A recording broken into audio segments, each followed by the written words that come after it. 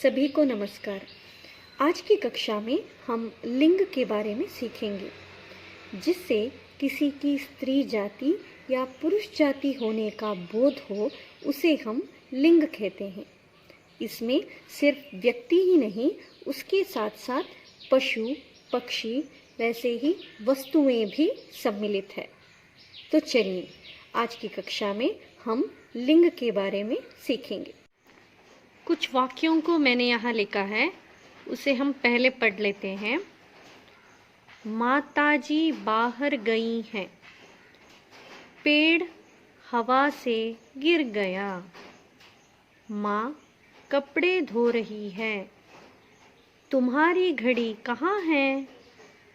दादी रामायण पढ़ रही है, भैया काम पर गए हैं। इन सभी वाक्यों में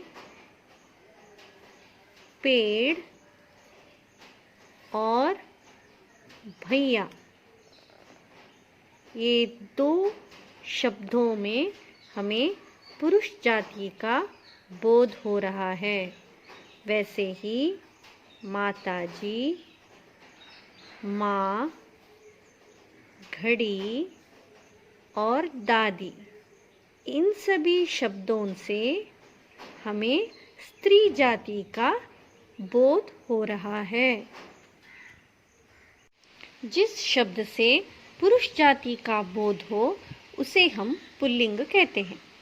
यहाँ मैंने कुछ उदाहरण लिखे हैं, उसे हम पहले पढ़ लेते हैं। पर्वत बहुत ऊंचा है, सभी का बचपन बहुत सुंदर होता है।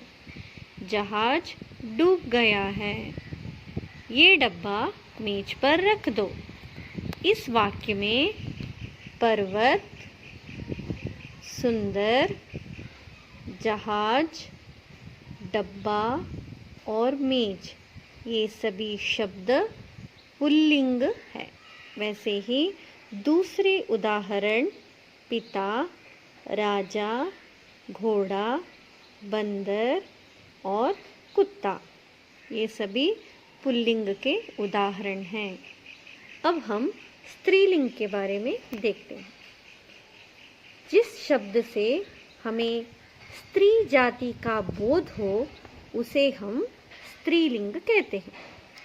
उदाहरण के लिए कुछ वाक्यों को मैंने यहाँ लिखा है, उसे हम पढ़ लेते हैं।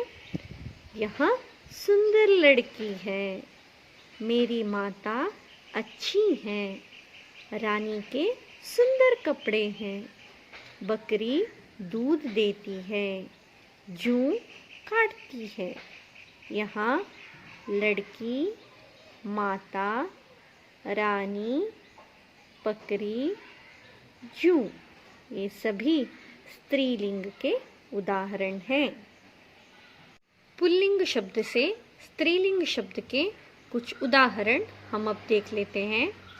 पहले पिता, माता, चाचा, चाची, दादा, दादी, नर, नारी, घोड़ा, घोड़ी, भाई, बहन, हाथी, हथिनी, मोर, मोरनी, सुंदर, सुंदरी, राजा, रानी। चलिए, अब स्त्रीलिंग से पुल्लिंग शब्द के कुछ उदाहरणों को हम देखते हैं। बेटी, बेटा, सेठानी, सेठ, नौकरानी, नौकर, चूहिया, चूहा, इंद्राणी, इंद्र, मालकिन, मालिक। तो मेरे ख्याल से आज की कक्षा में आपने लिंग के बारे में सारी जानकारी हासिल कर ली है। तो फिर मिलते हैं अगले हफ्ते कुछ नई हिंदी व्याकरणों के साथ। तब तक धन्यवाद।